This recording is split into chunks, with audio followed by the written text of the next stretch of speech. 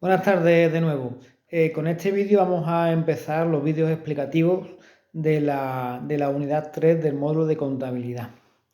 Bueno, vamos avanzando y vamos a centrarnos en este tema, en el plan general de contabilidad, en cuáles son los principios que rigen ese plan y en cuáles son realmente los documentos específicos de llevanza diaria de la contabilidad. ¿Vale? Bueno, hay cosas del temario de esta unidad que a lo largo de los primeros temas ya hemos visto y por tanto sirven simplemente de recordatorio y sobre todo para que nos quede claro que nunca podemos incumplir una serie de principios que son los rectores de la contabilidad y por tanto en este tema volvemos a incidir en ellos para que se quede bien grabado en vuestra mente y nunca os equivoquéis. ¿De acuerdo? Bien. Bueno, el Plan General de Contabilidad es la normativa por la que todas las empresas tienen que regirse a la hora de llevar su contabilidad.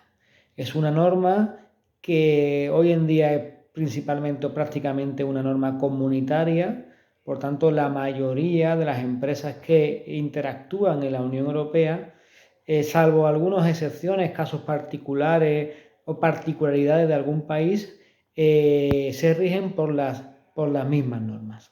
¿Vale? Bien, ¿para qué sirve el Plan General de Contabilidad? Pues es el mecanismo que tenemos para conseguir los objetivos contables, que recordad que eran mostrar una imagen fiel del patrimonio de la empresa, una imagen fiel de la situación financiera de la empresa y una imagen fiel de los resultados de la empresa. ¿Vale? Esto es importante, ese conocimiento, para muchos agentes que están dentro o fuera de la empresa. Es importante para los gestores de la propia empresa, para los accionistas de la propia empresa, es importante para los socios que al final de año quieren ver exactamente cuál es la cuenta de pérdidas y ganancias para saber qué beneficios se van a repartir. Es importante para el Estado, para Hacienda, porque la contabilidad es el vehículo que utilizan las administraciones públicas, Hacienda en este caso, para la recaudación de impuestos. Y es importante también para posibles acreedores, posibles proveedores que necesitan, antes de llegar a acuerdos con nosotros comerciales, saber cuál es nuestra situación financiera y cuál es nuestro nivel de endeudamiento. Por tanto, por esos motivos es muy importante conseguir el objetivo de mostrar la imagen fiel de la empresa. Bien, ¿cómo debe ser esa contabilidad? Bueno, ahí los apuntes vienen una serie de requisitos que son lógicos y que ya lo hemos visto. Si no concretamente, si por encima, la contabilidad tiene que ser ordenada.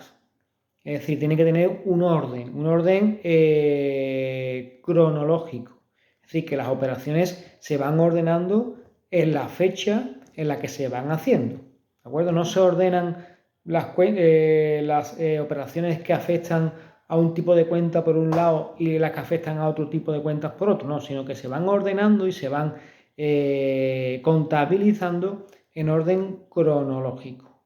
¿Vale? La contabilidad tiene que ser acorde con la actividad y con el tamaño de la empresa. Es lógico pensar que una pequeña, mediana empresa, una pyme, una microempresa, no va a tener un montante a la hora de la contabilidad que una gran empresa. O una empresa que tenga una actividad circunscrita a España no va a tener una misma contabilidad que aquellas empresas que hacen operaciones intracomunitarias dentro de la Unión Europea o extracomunitarias. Y esa llevanza de la contabilidad tiene que permitir, de forma sencilla y rápida, mostrar inventarios, mostrar balances, para que en cualquier momento, en cualquier día, yo pueda saber a ciencia cierta cuál es mi masa patrimonial, cuál es mi masa de activo, mi masa de pasivo, mi patrimonio neto, pueda saber incluso en ese momento cuál es mi cuenta de resultados.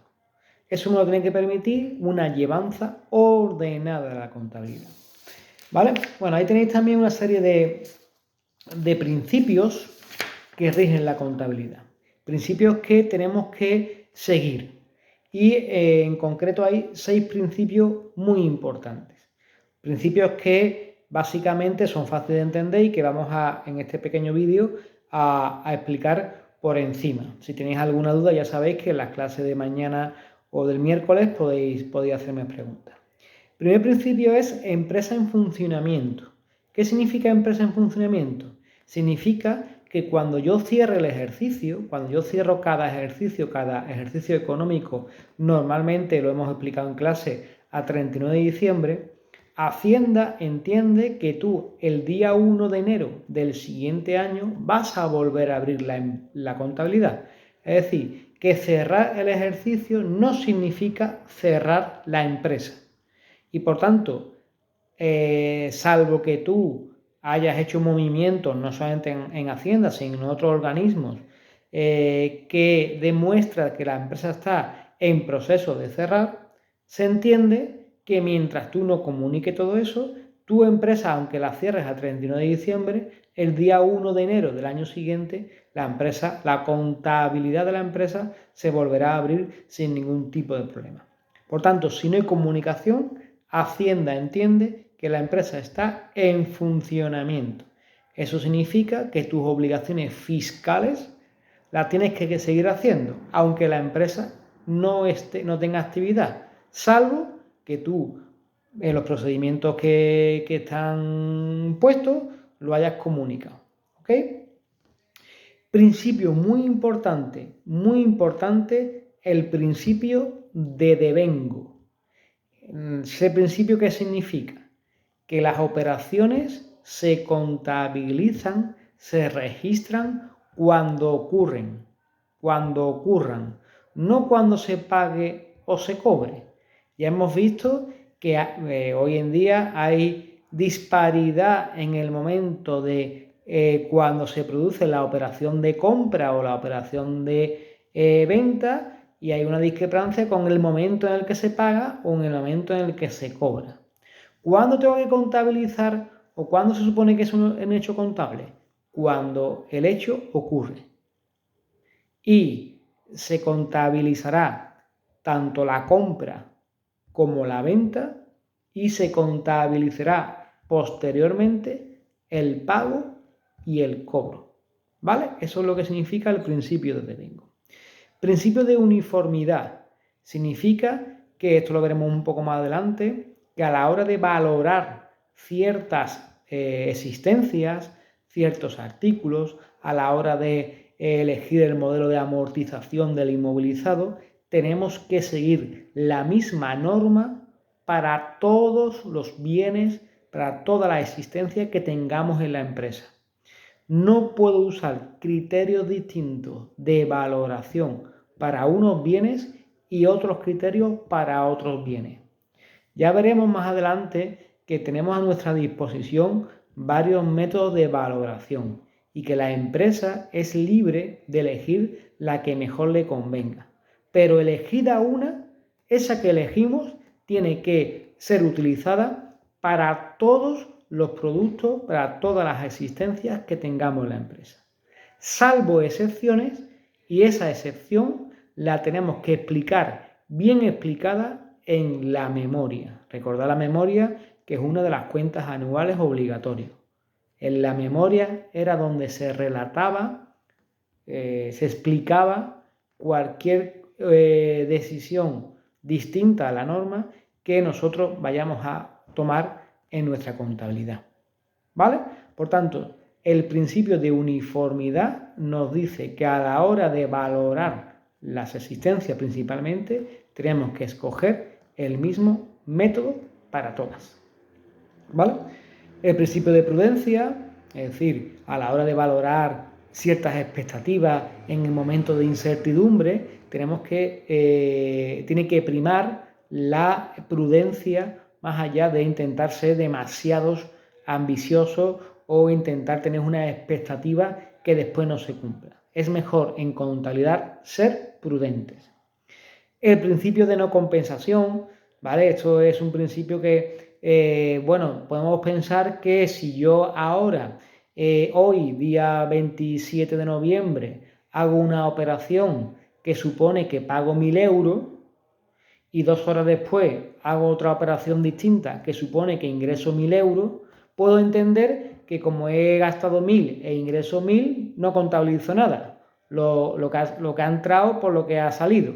Pues no. Aunque sea operaciones del mismo valor, tengo que contabilizar todo lo que haga. ¿Vale? Eso significa el principio de no compensación. Y también el principio de importancia relativa. ¿Tengo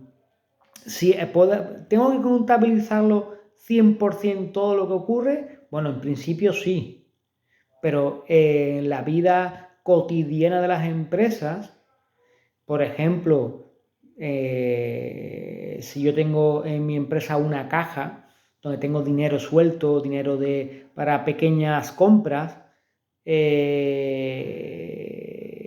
tiene una importancia relativa, es decir, que a lo mejor en mi contabilidad no está exhaustivamente puesto todo el dinero que tengo en la caja. Mientras sea algo que relativamente con el montante del dinero que yo tengo en mi empresa sea bajo, pues no haría falta contabilizarlo con demasiado detalle. Eso es lo que significa la importancia relativa. ¿Vale?